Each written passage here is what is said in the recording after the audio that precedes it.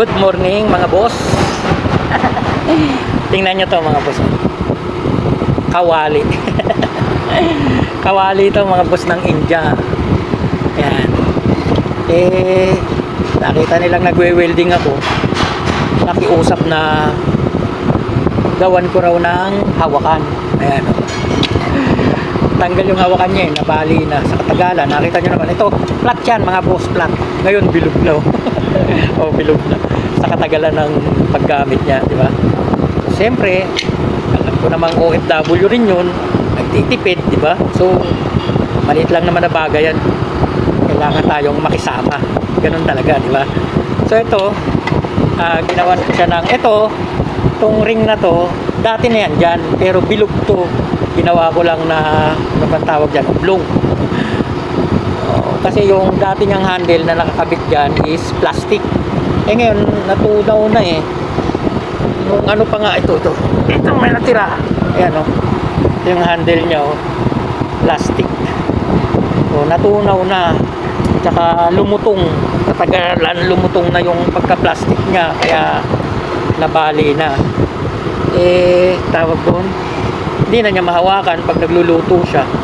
So ito ngayon, ginawan ko siya ng kahoy ang ilalagay ko mga boss. Yan. I-welding natin yan dyan. Yan, nakaganyan yan mga boss. Yan, nakaganyan. So, check nyo mga boss. Panoorin nyo.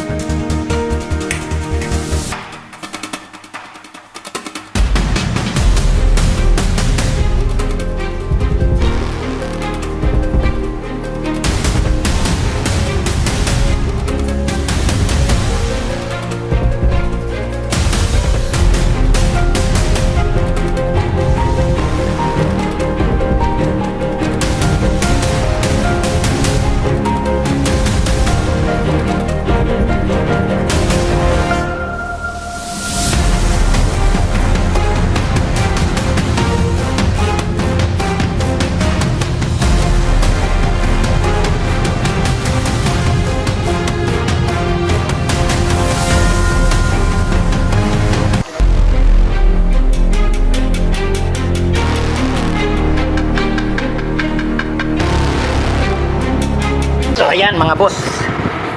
Yan. Mainit pa.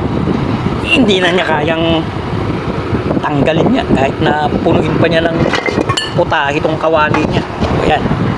So nakaganyan yan. Tapos itong handle natin nilagay.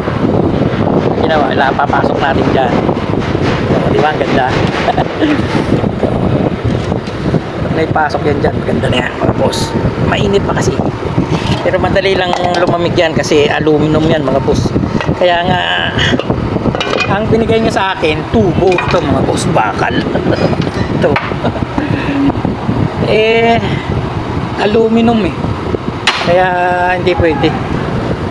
Aluminum yun. Wala naman akong ribit. Tsaka mabigat. Ito kahoy. At least di na siya gagamit ng ano, ng mga basahan, di ba, sa pagluluto. O yan, nakaganyan lang yan, oh.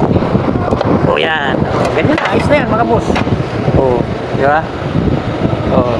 Tapos lalagyan natin ng tornilyo rito para hindi mabulot syempre. Yan, lalagyan natin ng tornilyo. Eh, teka lang, mainit pa, hindi ko malagyan. So, ganun lang mga boss. I-share ko lang sa inyo. Baka sakaling kapulutan nyo rin ng konting idea. Baka meron kayong kawali dyan ng mga wala ng hawakan. So, pwede nyo rin ipagawa. Di ba? So, sayang din naman eh. Ang mahal ngayon ng kawali, di ba? So, yun lang mga boss. At palalamigin ko lang yun. Palalamigin ko lang yun mga boss. At lalagyan natin ng tornilyo. Driver yung may-ari nito eh. Driver nung yung magdidilig ng tubig dito sa kalsada. Yan.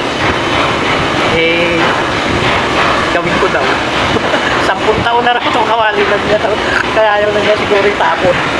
Sabi ko, bumili ka na lang. 20 real lang naman yan eh. 25, ganun lang naman ang kawali rito. 20 real, 25. So, nasa mga 400. So, 400 sa peso. May kawali ka ng ganyang kalaki. Matipid.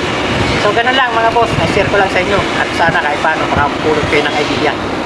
Maraming salamat sa mga kapanood. At baka pwede namang papalo sa mga bagong nakakapanood ng ating video. Papalo naman mga boss ng aking Facebook page. At meron din po akong YouTube channel na Radiator Mechanic TV. God bless mga boss. Salamat.